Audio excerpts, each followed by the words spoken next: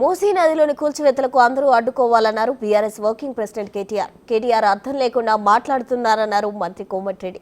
ప్రజలకు మంచి చేయడానికే ప్రభుత్వం కంకణం కట్టుకుందన్నారు. మూసీని ప్రక్షాళన చేస్తామని చెప్పి ఏమీ చేయలేదని, ఇప్పుడు మేం చేస్తుంటే ఓరలేకపోతున్నారన్నారు. మూసీ వల్ల ప్రజలు, రైతులు చాలా నష్టపోతున్నారని, అలాంటివి బీఆర్ఎస్ కు పట్టడం లేదన్నారు చామల కిరణ్ కుమార్ రెడ్డి. వాళ్ళు చేయలేనిది మేం చేస్తుంటే తట్టుకోలేకపోతున్నారని కేటీఆర్ పై ఫైర్ అయ్యారు. लूटो दिल्ली में बाटो మూసీల నట 1,50,000 కోట్ల రూపాయలతోని 1,50,000 కోట్లు 1,50,000 రూపాయలు కాదు 1,50,000 కోట్లు అంటే ఎంతనో ఎరికేనా?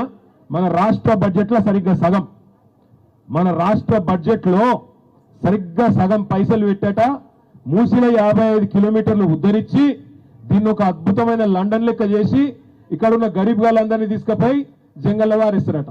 మరి ఊకుందామా సపడక? మేమందరం ఎక్కడ అక్కడ పోవాలన్నా? మరి 38 ఇళ్లకు రంగులేసిపోయినరట, ఆర్బిఎక్స్ అని రంగులేసిపోతే నేను మీ అందరినీ కోరేది ఒకటే, లక్ష్మి ఇంటి మీద కోతురులే, రత్నకి ఇంటి మీద కోతురుతి సపడక నా పనికి నేను పోతా, నాకేం గరుజు, ఆమె ఇల్లు కొలబడితే నాకేమైంది, ఇదివరకు ఒకసారి నన్ను తిట్టింది కాబట్టి ఇప్పుడు నేను ఆమె ఇంటికాడికి పోను, మీదికి బుల్డోజర్ వచ్చినా ట్రాక్టర్ వచ్చినా ఇవి రానియకుండా ఇక్కడనే కంచె అడ్డం పెట్టుండ్రి, మొత్తం అందరూ వచ్చి తలుకోండి. సమస్య మామూలు సమస్య కాదు, ఇంకా చెప్పాలని చాలా ఉన్నది. అసలు డిపిఆర్ అవుతున్నది, డిపిఆర్లో 20,000 కానీ 30,000 కానీ ఈయన మూసీ డెవలప్మెంట్ ఫ్రంట్ పెట్టి దానికి చైర్మన్ క్యాబినెట్ ర్యాంక్ వేసి మా పార్టీలకి వెళ్ళి ఎమ్మెల్యేని కొనుక్కపోయి దానికి చైర్మన్ వేసినావు. ఏం చేద్దామని వేసినావు?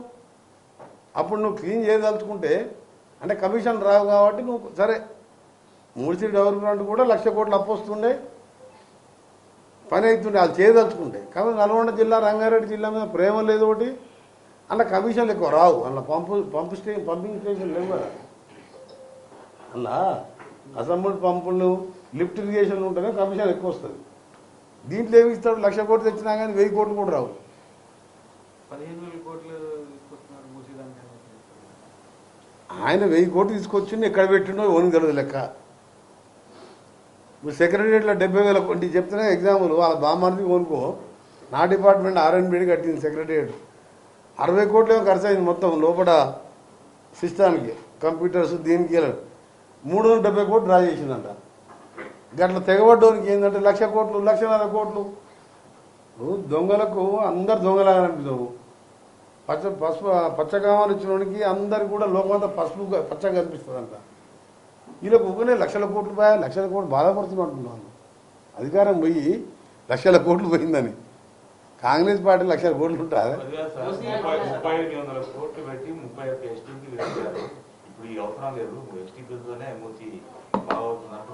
అదే అంటున్నా, ఎస్టీపీ ఎడగట్టిండు. నిజాం కట్టిన తర్వాత 5-6 ఎస్టీపీలు కట్టిండు. 5-6 ఎస్టీపీలు కట్టి నిన్న మొన్న ఎలక్షన్ల ముందు ఎస్టీపీలకు ప్రపోజల్ తయారు చేసిండు, కట్టలే. ఏడగట్టినో చెప్పమని చెప్పి రాదు అన్ని ఆగాలి.